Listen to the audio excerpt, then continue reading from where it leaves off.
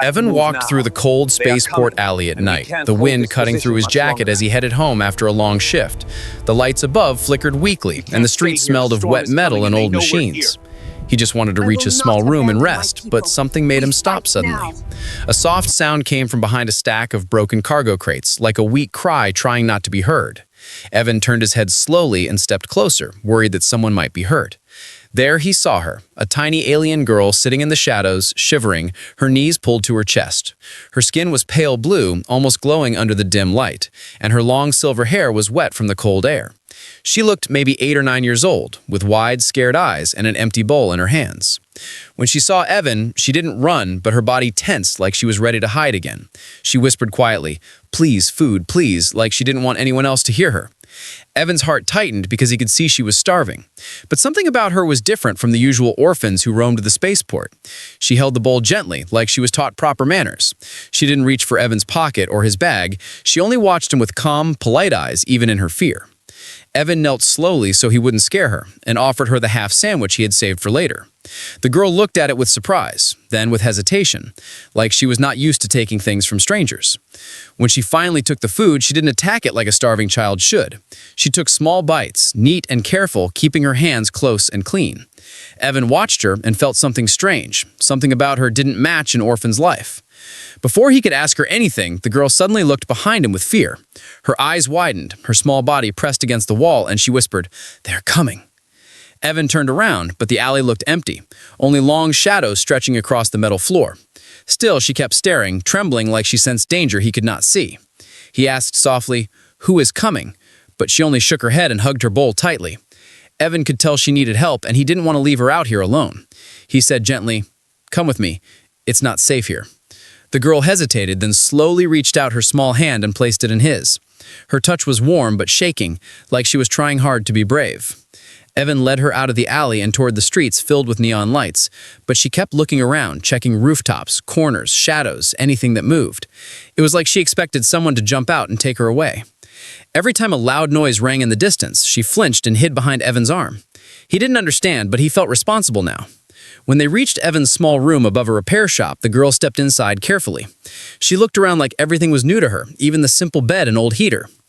Evan gave her a blanket, and she wrapped herself tightly in it, sitting on the floor near the heater. Her silver hair glowed softly in the warm light, making her look almost magical. Evan asked gently, "What's your name?" The girl stayed silent, staring at the blanket like she was thinking very hard. Then she whispered, "I am Lyra." But the name sounded practiced, like she wasn't used to saying it. Evan nodded and tried to smile, saying, "Lyra, that is a beautiful name." Again, she looked toward the window, fear still in her eyes. He asked, "Are you running from someone?" She hugged the blanket tighter, but didn't answer. Instead, she said softly, "You should not have helped me." Her voice was so sad and so serious that it made Evan freeze. "Why?" he asked, confused. Lyra looked up, her eyes glowing brighter now, and whispered, "They will come for you too." Evan felt a chill, but he forced a small laugh. He said, "I'm just a mechanic. Nobody comes after me." But Lyra didn't laugh, not even a little. She stood up and walked toward him slowly, her eyes full of fear and guilt. Then she said something that made his breath stop. "You saved me, and now you are part of it." Before Evan could ask what she meant, a loud alarm began ringing outside. The whole spaceport shook with the sound of searching drones and heavy machines. Lyra stepped closer to the window, staring at the sky as bright lights swept across the buildings. She whispered again, almost like a secret escaping her lips, "They are looking for me." The way she said it, calm, heavy, almost royal, made Evan's heart race. He suddenly understood she had been hiding not because she was weak, but because she was important, far more important than she looked. As the lights moved closer and closer to his window, Lyra grabbed Evan's arm. Her small fingers held him tightly, but her voice was steady this time. She said, "You helped me, so I will protect you." Evan stared at her, shocked, confused, and scared all at once. He whispered back, "Lyra, who are you?" She looked up, her eyes glowing like stars. She said softly, "I am not a poor orphan. I am something else." Then the sound of soldiers filled the street below, and Evan realized his life had just changed forever. Evan froze as soldiers spread through the streets below his window, their metal boots striking the ground in sharp rhythm. Bright searchlights swept across roofs and walls, cutting through the darkness like blades. Lyra stepped back from the window, her small body trembling even as she tried to stand tall. Evan whispered, "Lyra, tell me what's happening." But she kept staring at the door like she expected someone to break it down any moment. Suddenly, a robotic drone flew past the window, scanning each building with a pulsing red light. Lyra grabbed Evan's hand and pulled him away from the window before the beam touched them. Her grip was strong for a child, almost unnaturally firm. She whispered, "They can sense royal energy. I must hide my glow." Evan didn't know what royal energy meant, but he knew he didn't want that drone scanning his room. He reached out and turned off every light in the room, letting the darkness cover them. The heater hummed quietly, but everything else fell silent. Evan could only hear Lyra's soft breathing and the distant sounds of soldiers searching every corner of the spaceport. He knelt beside her and whispered, "Why are they hunting you?" Lyra finally looked at him, her eyes shimmering like tiny stars. "I ran away," she said softly, "and they want me back." Her voice cracked a little like she was holding back tears. Evan asked gently, "Why did you run?" Lyra lowered her head and said, "Because if I stayed, I would be killed." Evan felt a heavy chill settle in his chest. Before he could ask more, the hallway outside filled with the sharp clicking sound of armored footsteps. The soldiers were checking each door one by one. Evan's heart raced as he moved quickly toward the back exit of his small room. He whispered urgently, "We need to leave now." Lyra nodded and pulled the blanket around her head to hide her glowing hair. Evan opened the back door slowly, trying not to make a sound. The narrow stairway was dark and dusty, leading down into the repair shop below. He guided Lyra down the steps, one slow step at a time. Every sound felt louder in the silence, even their breathing. Behind them, soldiers knocked on a door just a few rooms away. When they reached the repair shop, Evan quickly moved between old machines and tools. The air smelled of oil and metal, a familiar smell that strangely comforted him. Lyra walked lightly, her small feet barely making a sound on the floor, but she kept looking around with sharp, alert eyes. Evan realized again she was not like normal children. He whispered, "We need to reach the back alley." Lyra nodded, and together they slipped behind the tall shelves and spare parts. But just as they reached the back door, Lyra suddenly froze and pulled Evan behind a crate. She whispered, "Stop, one of them is outside." Evan held his breath listening, and soon he heard it too, heavy breathing and the soft buzz of an energy rifle. A shadow moved across the small window on the back wall. The soldier was standing only a few steps away from the exit. Evan whispered, "What do we do?" Lyra closed her eyes, her glowing pupils dimming like she was shutting off something inside herself. She whispered back, "I can hide my energy for a short time, but we must move fast." The footsteps outside began to fade as the soldier moved away. Evan grabbed Lyra's hand and carefully opened the back door. Cold air rushed inside, carrying the smell of rust and rain. They stepped into the narrow alley behind the shop, but Lyra stopped again, her eyes sharp and focused. She whispered, "They will circle back. We can't stay near the port." Evan looked around, trying to think of a direction to run. He knew the spaceport better than most humans, but none of the routes were safe with soldiers everywhere. Then Lyra pointed toward a long pipe system leading under the city. "There," she said, "a maintenance tunnel. It goes deep." Evan hesitated because the tunnels were dark, dirty, and dangerous, but staying here meant certain capture. He nodded and guided her toward the old metal grate covering the tunnel entrance. The grate was rusted and heavy, but Evan used all his strength to push it aside. Lyra slipped inside first, moving with surprising ease despite her fear. Evan followed her, pulling the grate back into place behind them. Inside the tunnel, the air was cold and damp. Their footsteps echoed softly against the metal floor. Evan kept glancing at Lyra, who walked calmly despite everything. It was like she had already accepted that danger was part of her life. When they reached a fork in the tunnel, Evan whispered, "Which way?" Lyra looked around, concentrating as if she felt something in the air. Finally, she pointed to the left and said, "This way. It leads far from the soldiers." Evan nodded and followed her. His mind was full of questions, but he knew this wasn't the moment to ask. After several minutes of walking, Lyra slowed down and touched the wall gently. Her small fingers glowed faintly, leaving soft blue marks on the metal. Evan stared in shock, but she whispered, "It helps me find safe paths." Her glow faded again, and she continued walking. Evan realized she carried power she barely understood herself. Then she said something that made his heart stop. She said, "They will search the whole port for me, and they will not stop until they find me." Evan asked quietly, "Why you?" Lyra turned to him with calm, sad eyes and whispered, "Because I am the next princess of the Azure crown." Evan stopped walking when he heard her words. Princess. The small, starving girl he found in an alley was calling herself a princess? He stared at her in the dim light of the tunnel, not sure if he heard correctly.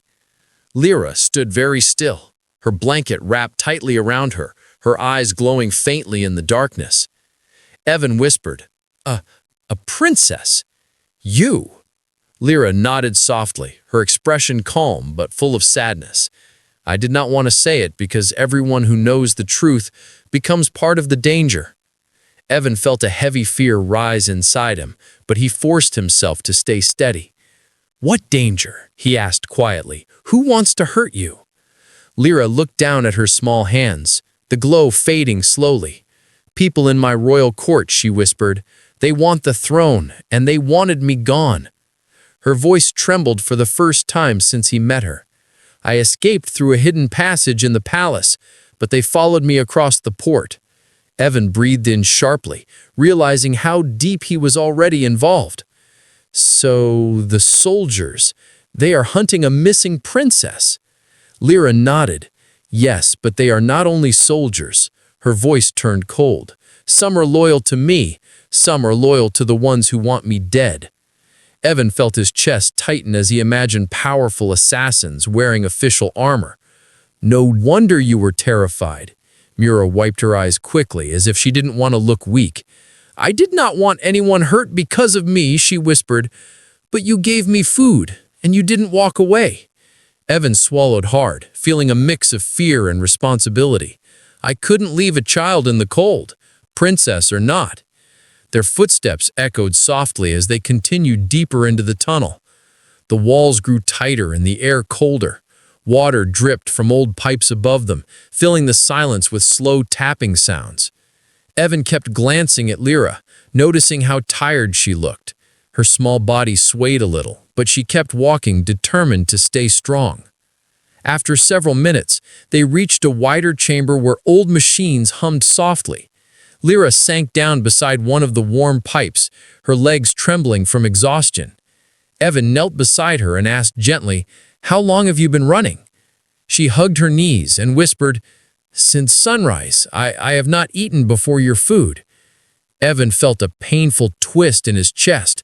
He removed his jacket and placed it around her shoulders. Lyra blinked at him, surprised by the gesture. "Humans are strange," she whispered. "You help even when it brings danger." Evan smiled weakly. "Not all humans, but I try." Lyra held the jacket tightly, as if it made her feel safer. Far in the distance, the deep rumble of heavy machinery echoed through the tunnels. Evan stiffened. "They're coming down here?"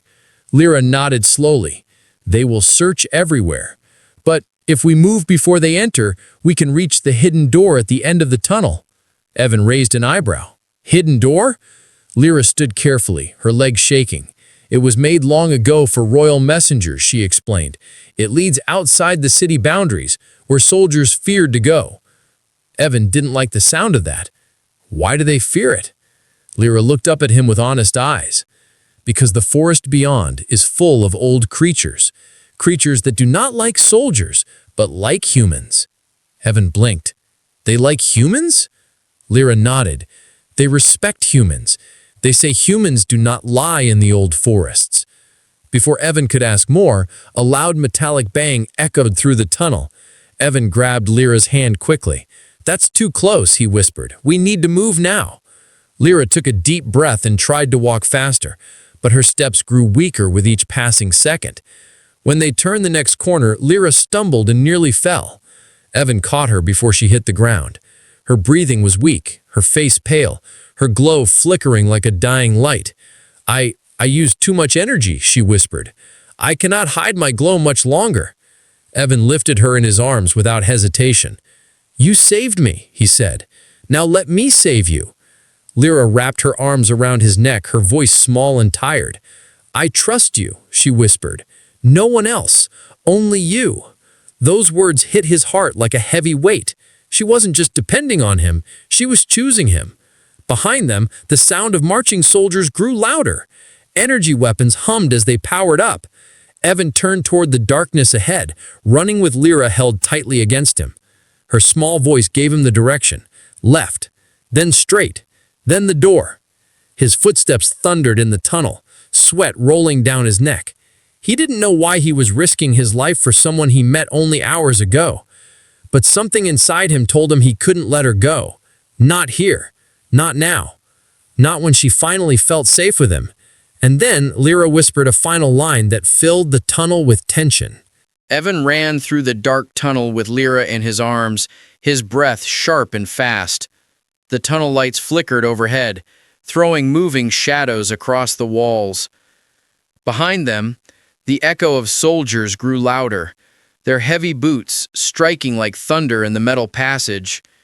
Energy scanners buzzed, searching for any sign of Lyra's glowing presence. Evan gripped her tighter, whispering, "Hold on, we're almost there." Lyra's head rested weakly against his shoulder, her silver hair brushing his cheek. She whispered directions with a faint voice. "Turn right, then straight. Hurry." Her small fingers held onto his jacket, trembling with exhaustion. Evan's legs burned, but he didn't slow down even for a second. He wasn't just running from danger anymore, he was running toward protecting her. They reached a wider chamber where several pipes crossed overhead. Lyra lifted her hands slightly and pointed to a dim corridor on the left.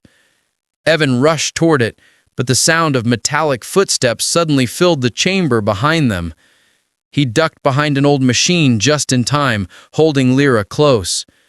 Soldiers entered the chamber, their red visors glowing like angry fireflies. A tall, armored officer scanned the room with a cold voice. "She is close," he growled. "Her trace is fresh." Another soldier replied, "Princess Lyra cannot hide forever." Evan felt Lyra press her face into his chest, her body shaking softly. He whispered, "It's all right. They won't find us," even though he wasn't sure. The officer stepped dangerously close to their hiding spot. Evan held his breath tightly, his chest hurt. The soldier paused, turning his head, as if sensing something. Lyra whispered a tiny phrase in a royal language, and her glow dimmed to almost nothing. The soldier finally turned away and walked off, barking orders. When the footsteps faded, Evan stood up slowly. "We need to keep moving," he whispered. Lyra nodded, though her skin was pale and her eyes half open. She looked too weak to walk anymore, so Evan carried her again. Her small arms slipped around his neck naturally, like she trusted him completely. They moved deeper into the tunnel until the walls changed from metal to old stone. Strange blue symbols glowed faintly along the curved walls.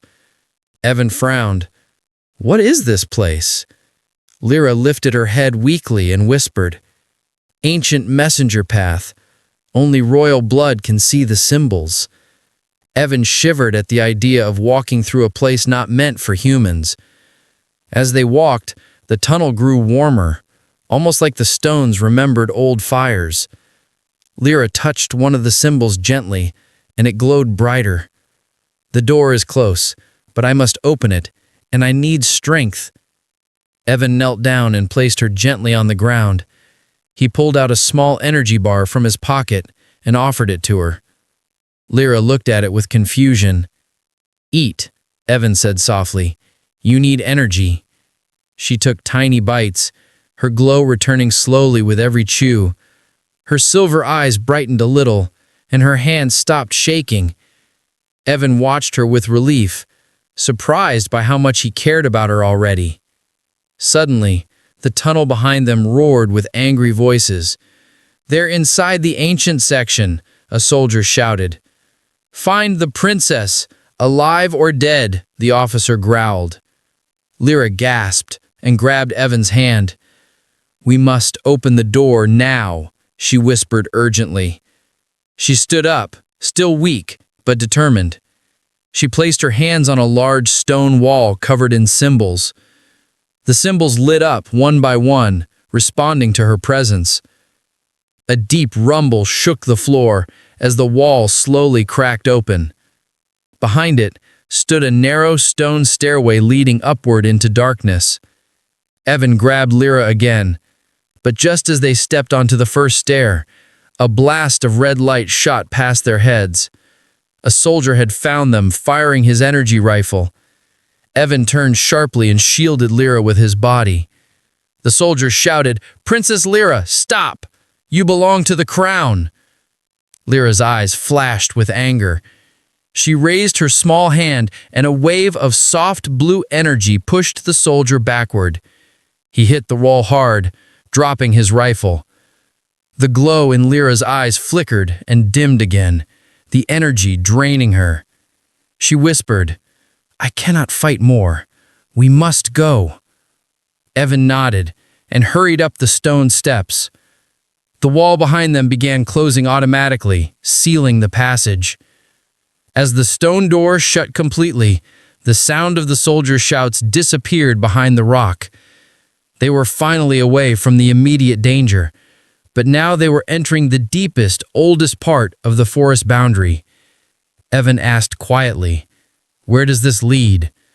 Lyra leaned against his shoulder and whispered, "To a place soldiers fear, but humans are welcomed." Her voice was soft, but sure, and Evan felt a strange sense of destiny pulling them forward. Together, they climbed toward the unknown light waiting above, and the hunt behind them faded into silence. Evan carried Lyra up the last stone steps, his legs shaking from the long climb.